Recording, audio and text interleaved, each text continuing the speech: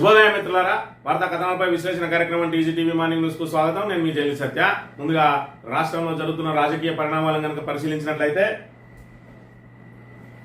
కాళేశ్వరం మీద కుట్రలు అన్నటువంటి ప్రభుత్వం ఆగమేఘాల మీద ఆదివారం రోజున అసెంబ్లీ అర్ధరాత్రి వరకు నిర్వహించి చివరకు ఏదైతే పీసీ ఘోష్ కమిషన్ నివేదిక ఏదైతే ఉన్నదో తప్పుల తడక నివేదికను మరి ఇక్కడ దాని మీద సిబిఐ విచారణకు ఆదేశించింది. అంటే అర్ధరాత్రి కుతంత్రం.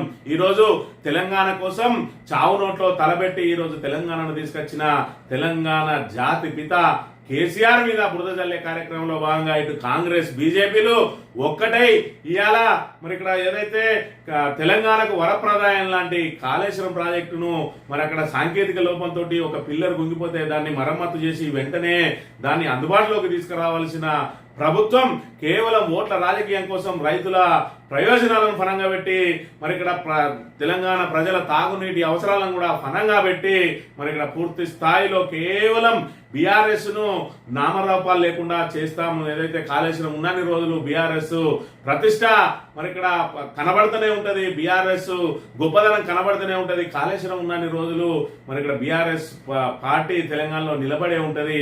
కాబట్టి కేసీఆర్ ఏదైతే తెలంగాణ కోసం చేసిందో ఆ తెలంగాణ కోసం అంటే 14 సంవత్సరాల పాటు తెలంగాణ కోసం నిర్విరామంగా కృషి చేసి చావు నోట్లో తలబెట్టి తెలంగాణ తీసుకొచ్చి వచ్చిన తెలంగాణలో నిధులు నీళ్లు నియామకం కోసం ఆత్మగౌరవ పోరాటం కోసం ఏదైతే చేసిందో ఆ నిధులు నీళ్లను మరి ఇక్కడ సాధించి ఈరోజు 3 సంవత్సరాల్లోనే బృహత్తరమైన కాళేశ్వరం ప్రాజెక్టును నిర్మించి తెలంగాణ వ్యాప్తంగా నీటిని మరి ఇక్కడ విస్తారంగా అందజేసి ఈరోజు పంటలను మరి ఇక్కడ తెలంగాణను నెంబర్ 1 గా నిలబెడితే ఈరోజు తెలంగాణ నుంచి మరి ఇక్కడ ఏదైతే కొత్తగా ఏర్పడ్డ ప్రభుత్వం కాంగ్రెస్ ప్రభుత్వం నుంచి కేసీఆర్ అందింది ఏంటంటే అవినీతి పరుడు అని చెప్పి ఒక బట్టగాల్చి మీదేసే ఒక ఏదైతే జుగుప్సాకరమైనటువంటి మరి ఇక్కడ విమర్శను ఎదుర్కోవాల్సి వస్తా ఉన్నది. దానికి తోడు కాంగ్రెస్ బీజేపీలు ఏకమై ఈ రోజు సిబిఐ పేరుతోటి వేధించి తమ రాజకీయ అవసరాలను తీర్చుకోవడానికి ప్రయత్నం చేస్తా ఉన్నాయి. మరి ఇక్కడ రేవంత్ రెడ్డి స్వయంగా చెప్పిండు, సిబిఐ అనేది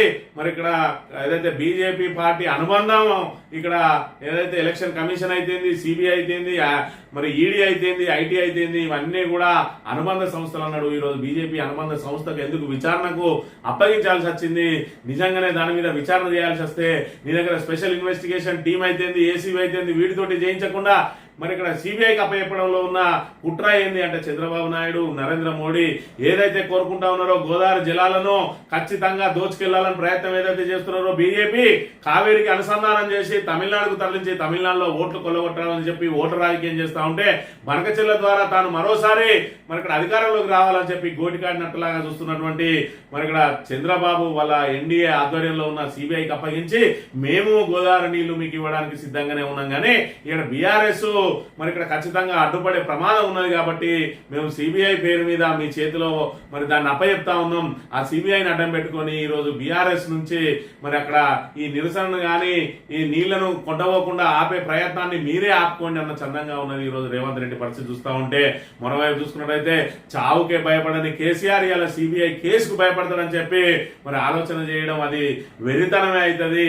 ఖచ్చితంగా తెలంగాణ ప్రాంత ప్రయోజనాల కోసం సిబిఐయే కాదు మరి ఇక్కడ ఇంటర్పోల్ తోటి మీరు విచారణ చేయించినా కూడా అందులో జరిగింది ఏమీ లేదు. ఇలా పీసీ ఘోష్ కమిషన్ తేల్చింది కూడా ఏమీ లేదు. అక్కడ కేవలం ఏదైతే తమ్మిడేటి దగ్గర కట్టాల్సింది తీసుకుపోయి మరి ఇక్కడ మేడిగడ్డ దగ్గర కట్టిండు అని చెప్తా ఉన్నారు. మేడిగడ్డ దగ్గర కట్టడానికి గల కారణాలు ఏంటి అనే దానికి పూర్తిగా మరి ఇక్కడ డాక్యుమెంటరీ ఎవిడెన్స్ ఉన్నా కూడా వాటిని పక్కకు పెట్టి మరి ఇక్కడ పీసీ ఘోష్ కమిషన్ కాదు, ఇది పీసీసీ కమిషన్ అన్న చందంగా వ్యవహరించింది. కాబట్టి నిజం నిలకడ మీద తెలుస్తుంది. ఖచ్చితంగా సిబిఐ కూడా కొండందవి ఎలకను పట్టడమే. ఇప్పటికే 6 కోట్లు మాత్రమే రికవర్ చేయమన్నది, 1,00,000 కోట్ల రూపాయల అవినీతి అని చెప్పి ఏదైతే వీళ్ళు ఇప్పటివరకు చెప్పుకుంటూ వచ్చిందో 6 కోట్ల రూపాయలను రికవరీ చేయమన్నది. అదేవిధంగా ఏదైతే నిర్మాణ సంస్థ ఉన్నదో దాంతో మరమ్మతులు చేయాలన్నది. మరి ఇక్కడ పీసీ ఘోష్ కమిషన్ నివేదిక ఇవ్వకముందే మరి ఎలాంటి సంస్థ తామే తమ సొంత ఖర్చులతోటి మరమ్మతులు చేస్తామని చెప్పినప్పటికీ కూడా ప్రభుత్వం ఇప్పటి వరకు మరమ్మతులు చేపట్టకుండా రైతుల మరి ఇక్కడ ఏదైతే పంట పొలాలకు సాగునీరు అందే వ్యవహారంతో ఆటలాడుకుంటా ఉన్నది. రాబోయే రోజులలో తెలంగాణ తెలంగాణకు మళ్ళీ నీటి కరువు వచ్చే ప్రమాదం ఉన్నదన్నప్పటికీ కూడా వాటన్నిటిని వదిలేసి కేవలం రాజకీయాల మీదనే ఆటలాడుతా ఉన్నాడు రేవంత్ రెడ్డి. మరి ఇక్కడ చూసుకున్నట్టయితే నమస్తే తెలంగాణ నిర్వహించినటువంటి సర్వేలో కనుక చూసుకున్నట్టయితే మరి ఇక్కడ ఈ అంశం మీదనే నిన్నటి రోజున సర్వే చేసింది నమస్తే తెలంగాణ పత్రిక. కాళేశ్వరం ప్రాజెక్టు నిర్మించడం సరైనదేనా అని చెప్పి మరి ఇక్కడ ప్రజలలోకి వెళ్లి అడిగితే 86.28% మంది ఖచ్చితంగా సరైనదే అని, 8% మంది సరికాదని, 5% మంది చెప్పలేదన్నారు. మరి అదేవిధంగా కాళేశ్వరం ప్రాజెక్టు కట్టించినందుకు సిబిఐ దర్యాప్తు కరెక్టేనా అంటే 76%. మరి ఇక్కడ ఆ సిబిఐ దర్యాప్తు అనేది వేధింపుల కోసమే అని చెప్తే మరి ఇక్కడ కాంగ్రెస్ సపోర్టర్స్ ఎవరైతే ఉన్నారో అందులో నుంచి కేవలం 11% మంది మాత్రమే మరి ఇక్కడ చెప్పలేమన్నారు. మరి ఇక్కడ అదే విధంగా 11% మంది అవునని చెప్పి చెప్తున్న పరిస్థితి. మరోవైపు చూసుకున్నట్టయితే మేడిగడ్డ బరాజును మరమ్మత్తు చేసి వాడకంలోకి తేవాలా వద్దు అంటే 83.33% మంది ఖచ్చితంగా మేడిగడ్డకు మరమ్మతులు చేసి వెంటనే తీసుకురావాలని చెప్పి చెప్తున్న పరిస్థితిని చూసుకున్నట్టయితే ఈ రోజు తెలంగాణలో ఉన్న మెజార్టీ ప్రజలకు అందరికీ కూడా తెలుసు కాళేశ్వరం ప్రాజెక్టు యొక్క గొప్పతనం ఏందో. ఇవాళ ఎవరైతే ఆరోపణలు చేస్తా ఉన్నారో వాళ్ళందరికీ కూడా తెలుసు. కోమటిరెడ్డి వెంకటరెడ్డి అయితే గతంలో బహిరంగంగానే చెప్పిండు కాళేశ్వరం లాంటి బృహత్తరమైన ప్రాజెక్టు కట్టడం ఒక కేసీఆర్ వల్లే సాధ్యమైంది, ఇది ఎవరికి సాధ్యం కాదు అని చెప్పి ఆ రోజు పొగిడిన నోటితోటే ఈ రోజు రాజకీయ అవసరాల కోసం మరి విమర్శలు చేసిన అంశాన్ని మొత్తం ప్రజలందరూ కూడా గమనిస్తా ఉన్నారు. గతంలో చూసుకున్నట్టయితే పేపర్లో వచ్చిన క్లిప్పింగ్లను మళ్ళీ పాత పేపర్లు తిరిగేయాల్సి ఉండేది. ఇవాళ చూసుకున్నట్టయితే మరి ఇక్కడ డాక్యుమెంటరీ ఎవిడెన్స్లు కాదు, డైరెక్ట్ వీడియో ఎవిడెన్స్లే ఉంటా ఉన్నాయి. గతంలో ఎవరెవరు ఏమేమి మాట్లాడిండ్రు, ఈ రోజు రాజకీయ అవసరాల కోసం ఏం మాట్లాడుతా ఉన్నారు అనేది పూర్తిగా తేటతెల్లం అవుతా ఉన్నది. మరి ఇక్కడ ఏదైతే కాళేశ్వరం ప్రాజెక్టుకు సంబంధించి కేవలం మేడిగడ్డ బ్యారేజ్ లో ఒక పిల్లర్ గుంగితే 1,00,000 కోట్లు వృధా అని అంటున్న వాళ్ళు మరి ఇప్పటి వరకు ఏదైతే 204 కిలోమీటర్ల టన్నల్ తవ్వుతే ఎంత ఖర్చు అయింది, దానిలో ఏమి అవినీతి జరిగింది, 1,500 కిలోమీటర్ల గ్రావిటీ కెనాల్స్ తవ్వుతే ఎంత ఖర్చు అయింది, దానిలో ఎంత అవినీతి జరిగింది, మరి 20 పంప్ హౌజులు కడితే ఎంత ఖర్చు అయింది, దానిలో ఏమి అవినీతి జరిగింది, 20 రిజర్వాయర్లు తవ్వుతే ఎంత ఖర్చు అయింది, దానిలో ఏమి అవినీతి జరిగింది అనేది ఏదిని కూడా ప్రస్తావించకుండా కేవలం ఒక పిల్లర్ గుంగిందాన్ని మరి దాన్ని మరమ్మతు చేస్తే 300 కోట్లతో పూర్తయ్యేదాన్ని, అది కూడా నిర్మాణ సంస్థే భరిస్తా అన్నా కూడా దాన్ని సాకుగా చూపించి ఇలా 1,00,000 కోట్ల అవినీతి అంటా ఉన్నారు. అయిందే 94,000 కోట్లు.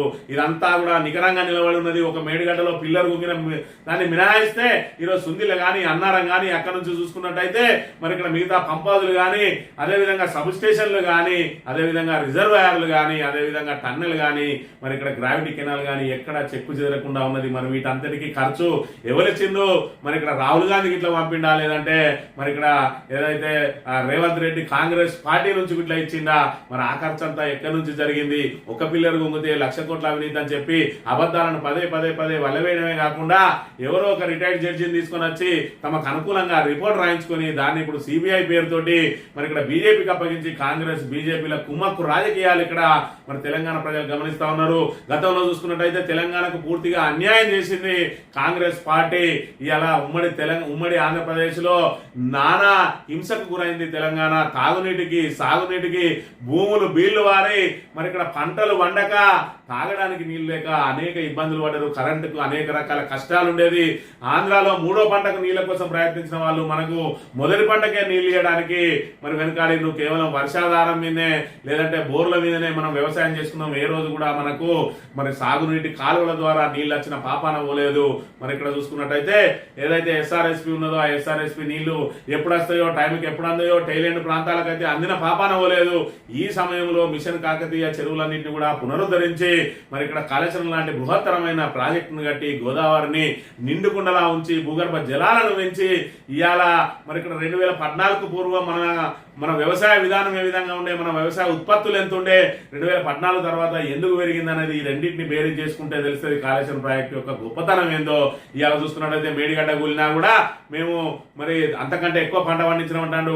మేడిగడ్డ నుంచి తీసుకోవడం ఒక్కటే కాదు కాళేశ్వరం ప్రాజెక్టు యొక్క లక్ష్యం.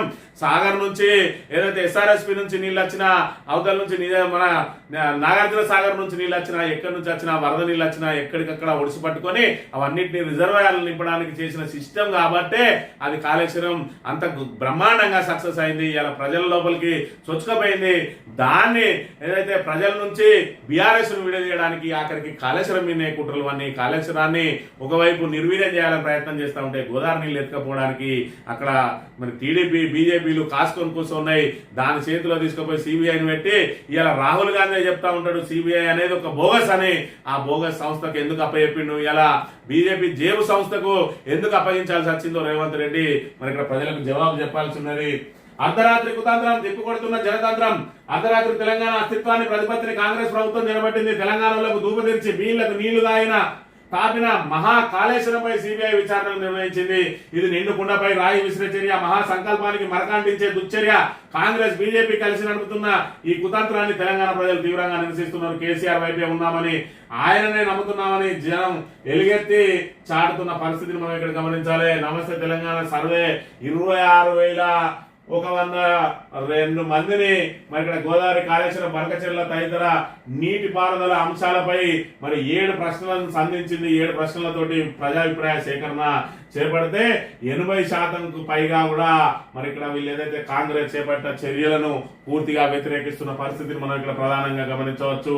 మోడీ బాబు ఎజెండా గోదావరి నీళ్లు ఎత్తుకెళ్లేందుకే రాష్ట్ర అస్తిత్వంపై రేవంత్ కుట్ర. సిబిఐ దర్యాప్తు పేరుతో కాళేశ్వరాన్ని మూసే పన్నాగం.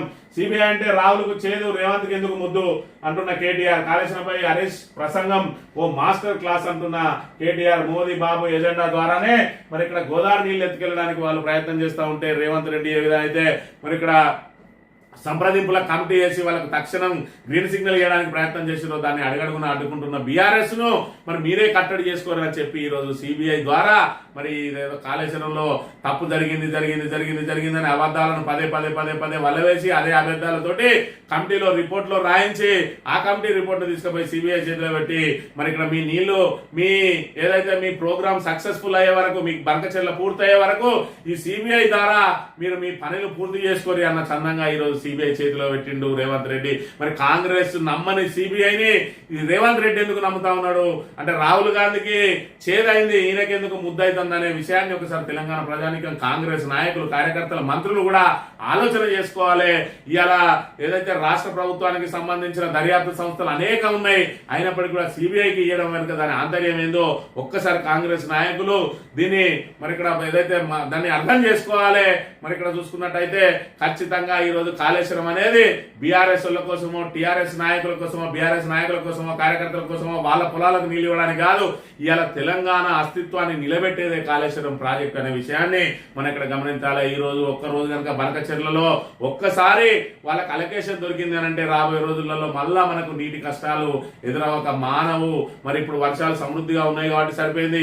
రేపటి రోజున కరువు కాటకాలు వచ్చిన రోజున మరి మనకు నీళ్ళే లేని దుస్థితి ఏర్పడుతుంది. కాబట్టి మరి ఇక్కడ ఏదైతే కేసీఆర్ 100 సంవత్సరాల కోసం ముందు చూపుగా మరి చూసి ఏదైతే కాళేశ్వరాన్ని నిర్మాణం చేసిండ్రో ఆ నిర్మాణాన్ని నిర్వీర్యం చేయడం ఎంతవరకు సమంజసమో రాష్ట్ర ప్రజానికం అంతా కూడా ఆలోచన చేయాలి. దర్యాప్తు వెనుక కుట్ర సిబిఐ ఇవ్వడంలో బాబు వస్త్రం. రేవంత్ సూచనల మేరకే నివేదిక అంటున్న ఆర్ఎస్ ప్రవీణ్ కుమార్. ఇద్దరు మ్యాచ్ ఫిక్సింగ్. సిబిఐ అంటే కాంగ్రెస్ బీజేపీ ఇన్వెస్టిగేషన్ టీం అంటున్న మాజీ మంత్రి వేముల ధ్వజం. బాసును ధిక్కరించి బడేబాయికే ఓటు. కేంద్ర సంస్థలను వ్యతిరేకిస్తున్న రాహుల్. అయినా సిబిఐకి రేవంత్ రెడ్ కార్పెట్. కాళేశ్వరాన్ని మోదీ కోర్టులోకి నెట్టిన సీఎం. సిబిఐకి ఇవ్వడంపై మంత్రుల విస్మయం. సీఎం చెప్పింది ఒకటి, సభలో చేసింది ఒకటి. హౌస్ కమిటీ వేయాలని కేబినెట్ నిర్ణయం. అందుకు భిన్నంగా సభలో రేవంత్ ప్రకటన. ప్రభుత్వ వైఖరి ఏమిటి, మీ చర్యలపై మీ నిర్ణయం ఏంటో చెప్పండి అని ఘోష్ నివేదికపై సర్కార్ హైకోర్టు ఆదేశం. అసమగ్రం, ఏకపక్షం, తనకు అర్థమైందే సత్యం అన్నట్టు ఘోష్ రిపోర్టు. మరో డైవర్షన్ డ్రామా. వరదలు, యూరియా వైఫల్యం నుంచి జనం దృష్టి మళ్ళేందుకే సిబిఐ నాటకం అని చెప్పి సిబిఐకి ఇవ్వడం వెనుక ఎక్కడికక్కడ పూర్తి స్థాయిలో వ్యతిరేకత వ్యక్తమవుతున్నది. సిబిఐ అంటే కాంగ్రెస్ బీజేపీ మరి ఇన్వెస్టిగేషన్ ఏదైతే రెండు కలిసి ఆడుతున్న డ్రామాకు ఇక్కడ తెరలేపిన్రు. ఇవాళ చూసుకున్నట్టయితే యూరియా నుంచి మరి యూరియా కష్టాలు ఏ విధంగా ఉన్నాయి. అర్ధరాత్రి నుంచి లైన్లలో ఉంటున్నారు, చెప్పులు లైన్లలో పెడతా ఉన్నారు, బండలాలు లైన్లో పెడుతున్నారు, పాస్బుక్ లైన్లలో పెడతా ఉన్నారు. ఇవన్నీ కూడా ఉమ్మడి ఆంధ్రప్రదేశ్ లో చూసినాం మనం. ఆ రోజు అవన్నీ చూసే ప్రత్యేక తెలంగాణ ఉద్యమం తీవ్రం కావడానికి ప్రధాన కారణం అదే. ఏదైతే మన ఆత్మ ఆత్మగౌరవ పోరాటం. మరి ఇక్కడ ఆంధ్రాకు కడుపు నిండా పెట్టి మనకు ఒక్క పూట కూడా లేకుండా కడుపు ఎండబెడుతున్న దుస్థితిని చూసే ఆ రోజు సబ్బండ వర్గాలు కూడా మరి పూర్తి స్థాయిలో తెలంగాణ ఉద్యమంలో పాల్గొని ఆ రోజు సకల జనుల సమ్మె అంటే సుమారు 45 రోజుల పాటు మరి ఇటుపుల్ల అటు వేయకుండా కడుపు మార్చుకొని అందరూ కూడా పూర్తి స్థాయిలో ఆ సమ్మెకు సహకరించిండ్రు. మరి ఈ నేపథ్యంలో సబ్బండ వర్గాలు ప్రతి మరి చిన్న పిల్లవాడి నుంచి మొదలుకుంటే వృద్ధుల వరకు కూడా అందరూ తెలంగాణ ఉద్యమంలో పోరాటం చేసిండ్రు. దానికి నాయకత్వం వహించి రక్తపు చుక్క కూడా మరి బయట పడకుండా ఏదైతే శాంతియుతంగా గాంధీ మార్గంలో ఈరోజు తెలంగాణ సాధించిన వ్యక్తి కేసీఆర్. సాధించిన తెలంగాణను బంగారు తెలంగాణగా మార్చే కార్యక్రమంలో భాగంగా మరి ఇక్కడ ఏదైతే కాళేశ్వరం లాంటి బృహత్తరమైన ప్రాజెక్టును ప్రపంచ ప్రసిద్ధిగాంచి ప్రపంచ మీడియానే మరి వేరేల్లో పోయినటువంటి కాళేశ్వరాన్ని భ్రష్టు పట్టిస్తున్నది ఈరోజు కాంగ్రెస్ పార్టీ. మరి ఇక్కడ ఏదైతే పోలవరం 3-4 సార్లు కూలింది, పోలవరాన్ని వదిలేసిండ్రా. మరి ఇక్కడ సుగ్గిశాల గోడ కూలింది, దాన్ని అలాగే వదిలేసిండ్రా. ఇలా ఎస్ఎల్బిసి చూసుకున్నట్టయితే మరి మీరు కాళేశ్వరం ప్రాజెక్టుకు సంబంధించి ఒక్క పిల్లలు గుంపుతూనే సిబిఐకి అప్పగించి గోస్ట్ కమిషన్ అని ఇవన్నీ చేస్తా ఉన్నారు. మరి అక్కడ చూసుకున్నట్టయితే ఎస్ఎల్బిసిని హడావిడి మీద చేసి టీబీఎం యంత్రాన్ని పూర్తిగా ముక్కలుగా కోసేసి 8 మంది మరి చావుకు కారణమైంది. 6 శవాలు అయితే ఇప్పటివరకు దొరకలేదు. రేపటి రోజున ఇదే బీఆర్ఎస్ ప్రభుత్వం వచ్చిన తర్వాత దాని మీద ఇలాంటి నివేదికనే ఇస్తే మీరు ఎంతమంది దోషులుగా చేరుతారు, ఎంతమంది జైళ్లలో చిప్పకూడు వినాల్సి వస్తుందో ఒక్కసారి ఆలోచన చేసుకోవాలి. మరి ఇక్కడ ఏదైతే ఆ తెలంగాణ ఏర్పడ్డ కొత్తలోనే చెప్పిండు కేసీఆర్, ఇవాళ మేము కక్షలకు కార్పణ్యాలకు కాదు, ఇవాళ తెలంగాణను ఏ విధంగా బాగుపరచుకోవాలనే దాని మీదనే మేము ప్రధానంగా దృష్టి కేంద్రీకరిస్తా ఉన్నాం. మరి ఇక్కడ చూసుకున్నట్లయితే ఇందిరమ్మ ఇళ్ల పేరుతోటి అనేక అవినీతి జరిగింది. ముఖ్యంగా మంతని ప్రాంతంలో అత్యధికంగా ఎంతమంది అయితే రేషన్ కార్డులు అంతమందికి మరి ఇక్కడ ఇందిరమ్మ ఇళ్లకు డబ్బులు అయిపోయినాయి. వీటన్నిటి మీద కనుక విచారణ చేస్తే అనేక మందిని జైళ్లలో పెట్టాల్సి వస్తుంది. మేము ఆ కక్ష సాధింపుకు పోదలుచుకోలేదు. ఇలా తెలంగాణను అభివృద్ధి పథంలో ఏ విధంగా తీసుకుపోవాలన్న ప్రయత్నం చేసినామనంటే ఇక రేవంత్ రెడ్డి వచ్చిన కొత్తలోనే చెప్పిండు కేసీఆర్ ఆనవాళ్ళు లేకుండా చేస్తా అని. అసలు తెలంగాణ అంటేనే కేసీఆర్, కేసీఆర్ అంటేనే తెలంగాణ. ఏదైతే కేసీఆర్ ఆనవాళ్ళు లేకుండా చేయాలంటే తెలంగాణను తీసుకుపోయి ఆంధ్రలో కలిపితే తప్ప కేసీఆర్ ఆనవాళ్ళు పోవు అనే విషయాన్ని ఇప్పటికైనా రేవంత్ రెడ్డి గ్రహించాలి. కక్ష సాధింపుతోనే కాళేశ్వరంపై కాంగ్రెస్ నిందలు, సిబిఐ దర్యాప్తు. అందుకే ఇది 76.4% ప్రజల మాట. నమస్తే తెలంగాణ సర్వేలో కుండబద్దలు. కాళేశ్వరం ప్రాజెక్టు తెలంగాణ గుండెకాయ, దాన్ని నిర్మించడం సరైనదన్న 86% ప్రజలు. రైతు బాంధవుడు కేసీఆర్ వచ్చాకనే సాగునీరు ప్రాజెక్టు లాభం జరిగిందన్న 85% మంది. మేడిగడ్డను రిపేర్ చేయకుండా సర్కార్ రాజకీయం తిరిగి వినియోగంలోకి తేవాల్సిందేనన్న 83% మంది. బంకచెలను అడుగోగలిగేది బీఆర్ఎస్ మాత్రమే. నమస్తే సర్వేలో ముక్తఖండంతో తేల్చి చెప్పిన జనం అని చెప్పి ఇక్కడ ఎక్కడికక్కడ జనాగ్రహం పెళ్ళుబుకుతా ఉన్నది.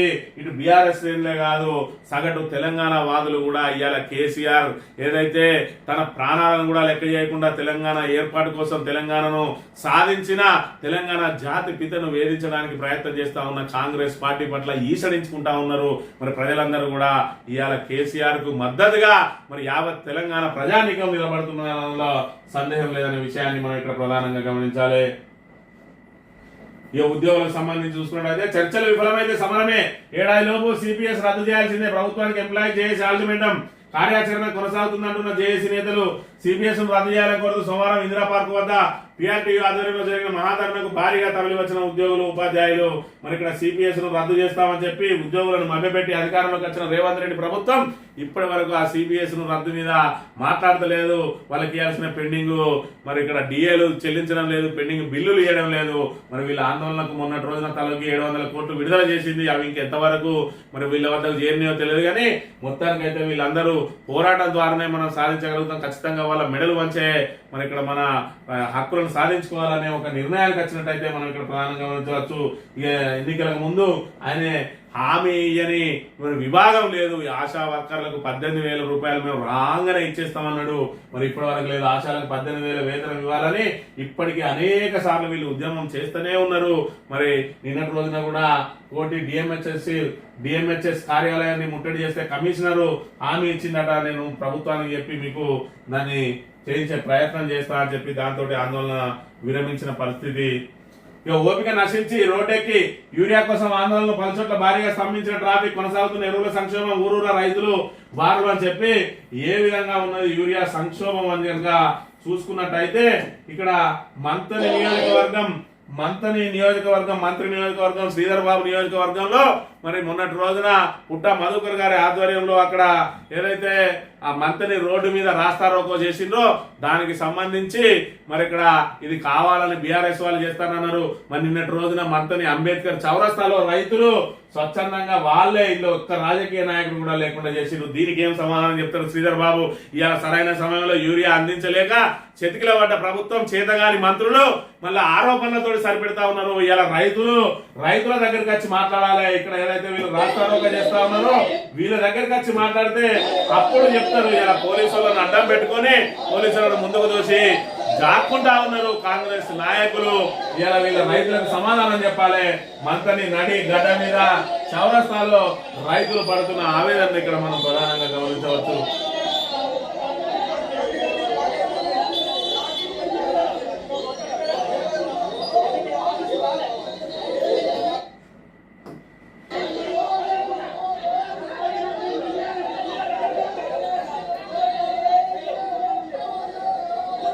వీళ్ళు రైతులా కాదా అనేది ఇలా కాంగ్రెస్ నాయకులే చెప్పాలి.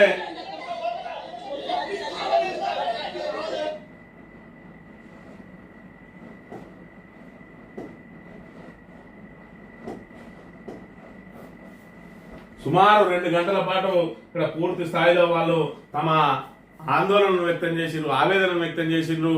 మరి ఇక్కడ మంత్రి నియోజకవర్గ కేంద్రంలోనే దుస్థితి ఈ విధంగా ఉంటే ఇంకా మరి ఇక్కడ మామూలు గ్రామాల పరిస్థితి ఏందనేది మనం ఇక్కడ ప్రధానంగా గమనించాలి. మొన్నటి రోజున పుట్టా మధుకర్ గారు అక్కడ ఏదైతే ప్రైవేట్ వాళ్ళు బస్తాలను దాచుకుంటా ఉన్నారని చెప్పి షటర్లు తెరిపించి లెక్కిస్తే మరి అందులో ఏదైతే ఇవ్వాల్సిన దానికంటే ఎక్కువ ఉన్నాయి, అయినా కూడా రైతులను తిప్పుతున్న విషయం తేడతెల్లమైనప్పటికీ కూడా ఇంకా కూడా పోలీసు యంత్రాంగం కానీ లేదంటే వ్యవసాయ శాఖ యంత్రాంగం కానీ మరి ఏదైతే ఉన్న యూరియాను వాళ్ళకు సక్రమంగా అందించడంలో కానీ సరిపడా యూరియాను సరఫరా చేయించడంలో కానీ స్థానిక శాసనసభ్యుడైనటువంటి దుద్దిల శ్రీధర్ బాబు విఫలమైండు అని చెప్పక తప్పని పరిస్థితి.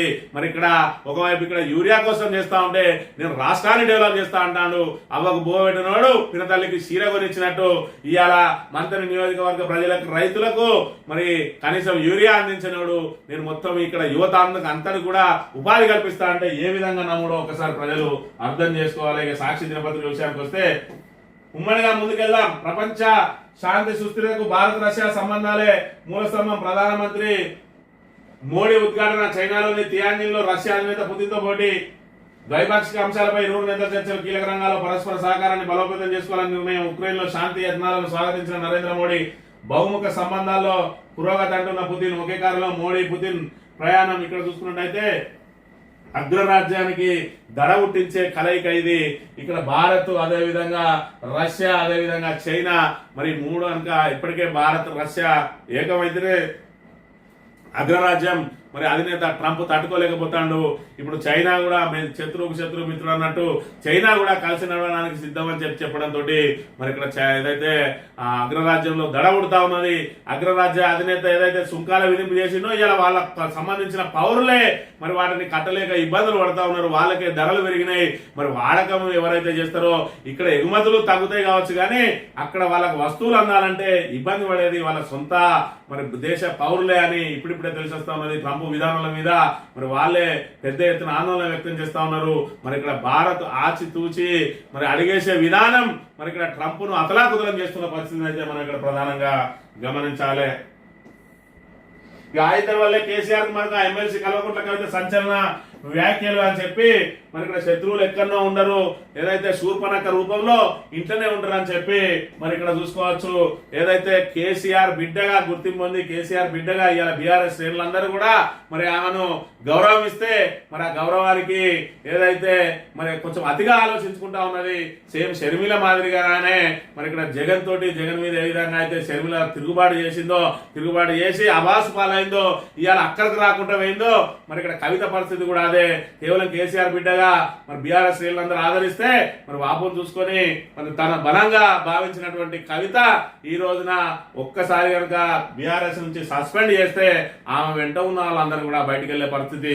రేపటి రోజున ఈమె బయటికి వస్తే మరి దేకే వాళ్ళే ఉండరు. మరి ఇప్పటికి కూడా కేసీఆర్ బిడ్డగా బీఆర్ఎస్ శ్రేణులందరూ కూడా ఆచితూచి గౌరవిస్తా ఉన్నారు. నిన్నటి రోజున ఆమె చేసిన వ్యాఖ్యలతోటి ప్రతి బీఆర్ఎస్ కార్యకర్త బగ్గుమంటా ఉన్నాడు. ఒక్క కేసీఆర్ కనుక ఈ కేవితతోటి నాకు సంబంధం లేదు అని అంటే మరి ఇక్కడ బీఆర్ఎస్ శ్రేణుల దాడుల నుంచి ఏదైతే వీళ్ళ వాగ్దానాల నుంచి తట్టుకోవడం మరి ఇక్కడ కవితతో కాదు అనే విషయాన్ని ఒకసారి మనం ఇక్కడ ప్రధానంగా గమనించాలి. ఆఫ్ఘాన్ అల్లాడించిన భూమిలో ఏమంట 6 రిక్టర్ స్కేల్ తీవ్రతతోటి భూకంపం 800 పైంది పైగా మృత్యువాత ఆట. మరి భూకంపం అతలాకుతలం చేసింది ఆఫ్ఘాన్ ను. ఏ సవాల్కైనా సిద్ధం. నన్ను కొందరు నక్సలైట్లు అన్నందుకు బాధపడలేదు. నేను ఇచ్చిన తీర్పులో వారు ఒక్క అక్షరం కూడా మార్చలేరు అని చెప్పి మరి జస్టిస్ సుదర్శన్ రెడ్డి ఏదైతే ఉపరాష్ట్రపతి అభ్యర్థిగా ఉన్నాడో ఎట్టి పరిస్థితుల్లో గెలవలేమని చెప్పి తెలిసినా కూడా కావాలని ఇవాళ ఒక జస్టిస్ తీసుకొచ్చి ఆయనను మరి ఇక్కడ అబాస్ పాలు చేసే ప్రయత్నం చేస్తా ఉన్నాయి రెండు పార్టీలు కూడా. ఇటు కాంగ్రెస్ అయితే అటు బీజేపీ అయితే మరి ఏదైతే రిటైర్డ్ జస్టిస్ మీద ఇవాళ రాజకీయ ఆరోపణలు చేస్తూ మరి ఆయన ఇప్పటి వరకు ఏదైతే ఆయన వ్యక్తిత్వాన్ని కాపాడుకున్నాడో ఆ వ్యక్తిత్వ హననానికి మరి ఇక్కడ పాల్పడతా ఉన్నాయి. దానికి ప్రధాన కారణం బీజేపీ అయినప్పటికీ కూడా దాని కారణానికి మరి ఏదైతే ఆయన ముందుకు తీసుకొచ్చి ఇవాళ ఆయన మీద ఆరోపణలు చేస్తున్నది మాత్రం కాంగ్రెస్ పార్టీ అని చెప్పక తప్పని పరిస్థితి. ఆంధ్రజ్యోతి విషయానికి వస్తే ఉగ్రవాదంపై ద్వంద్వ ప్రమాణాలు తగ్గవని చెప్పి మరి ఇక్కడ ఈ ముగ్గురు కూడా మాట్లాడుకుంటా ఉంటే పాపం పక్కనే ఉన్నాడు ఇక్కడ పాకిస్తాన్ ప్రధాని. మరి ఆయన బిత్తర పోయి చూస్తున్న పరిస్థితి. ఇవాళ చైనా, రష్యా, మరి ఇండియా ఇవన్నీ కనుక ఏకమైతే ఇవాళ అమెరికా ఒంటరైతుంది. అమెరికా సహకారంతో ఉన్నటువంటి మరి ఇక్కడ పాకిస్తాన్ గుండెల్లో దడవుడుతుందనే వల్ల ఎలాంటి సందేహం లేదనే విషయాన్ని మనం ఇక్కడ ప్రధానంగా గమనించాలి. ఇక డీజీపీగా శివధర్ రెడ్డి ఈ నెలాఖరున జితేంద్ర పదవి విరమణ, కొత్త బాస్ ఎవరు, పోలీస్ శాఖలో చర్చ, నిఘా బాధ్యతలు సజ్జనార్కు, ఏసీబీ డీజీగా సివి ఆనంద్, హైదరాబాద్ సిపిగా భగవత్, అధికారుల పేర్లను పరిశీలిస్తున్న ప్రభుత్వం అని చెప్పి మరి ఇక్కడ డీజీపీ పదవి కాలం ముగియడంతో శివధర్ రెడ్డి ఏదైతే రేవంత్ రెడ్డికి అత్యంత దగ్గరగా ఉన్నటువంటి శివధర్ రెడ్డికి మళ్ళీ డీజీపీగా బాధ్యతలు కట్టబెట్టబోతా ఉన్నారని చెప్పి ఇక్కడ చెప్తున్న పరిస్థితిని మనం ఇక్కడ ప్రధానంగా గమనించవచ్చు. ఇక వైద్య విద్యల ప్రవేశానికి 4 ఏళ్ల స్థానికత తప్పనిసరి, 9 నుంచి 12వ తరగతి వరకు రాష్ట్రంలో చదవాల్సిందే అని చెప్పి మరి 4 ఏళ్ల పాటు అంటే 9th 10th మరి inter first year second year 4 సంవత్సరాలు తెలంగాణలో చదివితేనే వాళ్ళకు స్థానికత వస్తుందని చెప్పి ఏదైతే జీవో వచ్చిందో ఆ జీవోను హైకోర్టు కొట్టేసింది. హైకోర్టు కొట్టిస్తే మరి ప్రభుత్వం సుప్రీంకోర్టులో సవాల్ చేస్తే సుప్రీము ప్రభుత్వానికి అనుకూలంగా తీర్పిచ్చింది. మరి ఇక్కడ 9th 10th ఇక్కడ చదివి ఇంటర్ బయట చదివిన వాళ్ళు కానీ లేదంటే 10th బయట చదివి వచ్చి ఇంటర్ లోకల్లో మళ్ళీ ఇక్కడ యథావిధిగా తెలంగాణలో చదువుకున్న 9 నుంచి మరి ఇంటర్ సెకండ్ ఇయర్ వరకు ఖచ్చితంగా తెలంగాణలో చదివిన వాళ్ళని మాత్రమే లోకల్ గా పరిగణిస్తామని చెప్పి ఏదైతే జీవో తీసిందో దాని ప్రకారమే మరి ఇక్కడ కోర్టు సమర్థించిన అంశాన్ని కూడా మనం ఇక్కడ ప్రధానంగా గమనించాలి. ఓట్ల చోరీపై త్వరలోనే హైడ్రోజన్ బాంబు, మేము బయటపెట్టే వివరాలతో మోదీ ముఖం చూపలేరు, బీజేపీ వాళ్ళు ఇందుకు సిద్ధంగా ఉండాలంటున్న రాహుల్, బీహార్ సీఎం నితీష్ అవినీతి భీష్ముడు అంటున్న తేజస్వి యాదవ్, పాట్నాలో మూసిన ఓటర్ అధికార యాత్ర. మరి ఇక్కడ పాపం రాహుల్ గాంధీకి అయితే ఆయన సొంత ఇమేజ్ సరిపోదు, ఆయన ఇమేజ్ మీద ఆయన నేను మరి భారతదేశానికి ఇది చేయాలనుకుంటున్నా, మా విధానం ఇది, మా కాంగ్రెస్ విధానం ఇది, మేము రేపు అధికారంలోకి వచ్చిన తర్వాత గీని మార్చబోతా ఉన్నాం, గీ కొత్త మరి ప్రయోగాలు చేయబోతా ఉన్నాం, ఈ కొత్త సంస్కరణలు ప్రవేశపెట్టబోతా ఉన్నాం అని చెప్పుకోవడానికి ఏమీ లేదు. కాబట్టి కేవలం బీజేపీని విమర్శిస్తూనే మరి ఆయనకు సంబంధించిన దర్యాప్తు సంస్థలను విమర్శిస్తూనే మరి ముందుకు పోతాడు. ఆఖరికి అలా ఈసీని టార్గెట్ చేసింది ఎలక్షన్ కమిషన్. అందులో భాగంగా మళ్ళీ హైడ్రోజన్ బాంబు వేస్తారట. మరి గతంలో పొంగులేటి శ్రీనివాసరెడ్డికి ఇదే చెప్పేది, మరి పెద్ద పెద్ద బాంబులు వేస్తాను పేలుతాయని చెప్పి ఆఖరికి మరి ఏదైతే తోక పటాకులు వేల్చిండు ఈ ఏదైతే వాళ్ళ నాయకుడు రాహుల్ గాంధీ పరిస్థితి కూడా అదే విధంగా ఉన్నది. పెద్ద పెద్ద బాంబులు అంటే అక్కడ వేయడం కాబట్టి తుస్సుమంటున్న పరిస్థితిని కూడా మనం ఇక్కడ ప్రధానంగా గమనించాలి. బీసీ రిజర్వేషన్ల బిల్లును ఆమోదించండి, గవర్నర్ జిష్ణుదేవుని కోరిన అఖిలపక్ష నేతలు అని చెప్పి మరి ఇక్కడ బీసీ బిల్లు ఏదైతే ప్రవేశపెట్టిందో దానికి గవర్నర్ ఆమోదం తప్పనిసరి. మరి గవర్నర్ ఆమోదం రావాలనంటే అది సుప్రీంకోర్టు గైడ్ లైన్స్ కు వ్యతిరేకంగా ఉన్నది కాబట్టి ఖచ్చితంగా గవర్నర్ ఆమోదం తెలిపే అవకాశం లేదు. మరి అవకాశం లేదు కాబట్టి దాని మీద జీవో తీస్తారు. ఆ జీవో కోర్టులలో నిలబడే అవకాశం లేదు. ఏది ఏమైనా 42% ఏదైతే మరి ఇక్కడ రిజర్వేషన్ కల్పిస్తామని అన్నారో అది కేవలం పార్లమెంట్ లో 9th షెడ్యూల్ లో చేర్చి పార్లమెంట్ లో చట్టం తెస్తే తప్ప అది అమలయ్యే అవకాశం లేదు. అయినప్పటికీ కూడా బీసీలను మోసగించడానికి 42% రిజర్వేషన్ పేరుతోటి మేము సెప్టెంబర్ 30 లోపు ఎలక్షన్లు నిర్వహించి తీరుతామంటా ఉన్నారు. ఎట్టి పరిస్థితుల్లో సెప్టెంబర్ 30 లోపు ఎలక్షన్లు జరగవు. ఎందుకంటే వాళ్ళు ఇచ్చే బీసీ రిజర్వేషన్ కి సంబంధించి 42% జీవో ఎవరు ఛాలెంజ్ చేసినా, రాష్ట్రంలో ఉన్నటువంటి మామూలు పౌరుడు సవాలు చేసినా కూడా దాన్ని అక్కడనే కొట్టేస్తారు, అది అక్కడనే దాని మీద స్టే వస్తుంది. కాబట్టి దాంతో ఎలక్షన్ ప్రక్రియ నిలిచిపోతుంది. ఇది కేవలం ఏదైతే హైకోర్టు సెప్టెంబర్ 30 లోపు ఎన్నికలు నిర్వహించమని చెప్పిందో దాన్ని అదే హైకోర్టు ఆపాలనే మరి ఇక్కడ వీళ్ళు చేసిన కుట్ర తప్ప దీని ద్వారా ఎలక్షన్ జరగదనే విషయాన్ని మనం ఇక్కడ ప్రధానంగా గమనించాలి. కష్టకాలంలోనూ కలిసే ఉన్నామంటున్నారు మరి ఇక్కడ పుతిన్ మరి ఇక్కడ ఏదైతే రష్యా భారత్ సంబంధించిన వాళ్ళ మిత్రత్వం ఏ విధంగా ఉన్నదనే దానికి అగ్రరాజ్యానికి కనబడాలనే మరి ఇక్కడ ఇద్దరు ఒకటే కారులో పోయిన పరిస్థితిని కూడా మనం ఇక్కడ ప్రధానంగా గమనించాలి. కాళేశ్వరంపై సిబిఐ విచారణ జరపండి కేంద్ర హోంశాఖకు లేఖ రాసిన రాష్ట్ర ప్రభుత్వం. జస్టిస్ ఘోష్ కమిషన్ నివేదిక ఆధారంగా దర్యాప్తులకు సూచన. తెలంగాణలో సిబిఐకి ఎలాంటి అడ్డంకులు లేవన్నా సీఎం రేవంత్ రెడ్డి.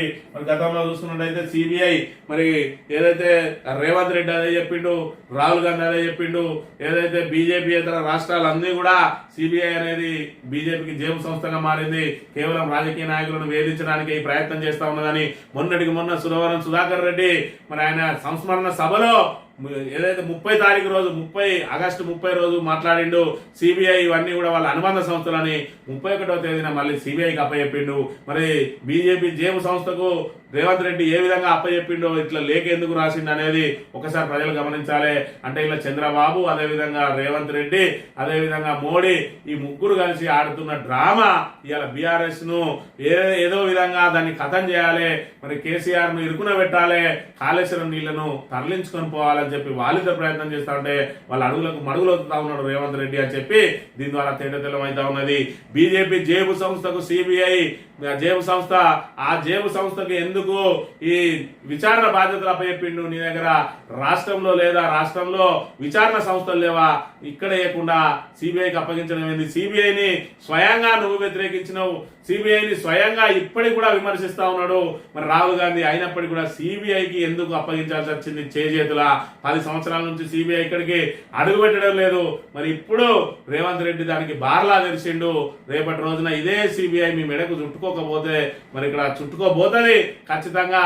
మీరేదైతే తవ్వుకున్న గోతిలో రేపు మీరే పడబోతారు అనే విషయాన్ని గమనించాలని కోరుతూ ఇది ఈ రోజు మార్నింగ్ న్యూస్. తిరిగి వెళ్తాం. Thank you very much.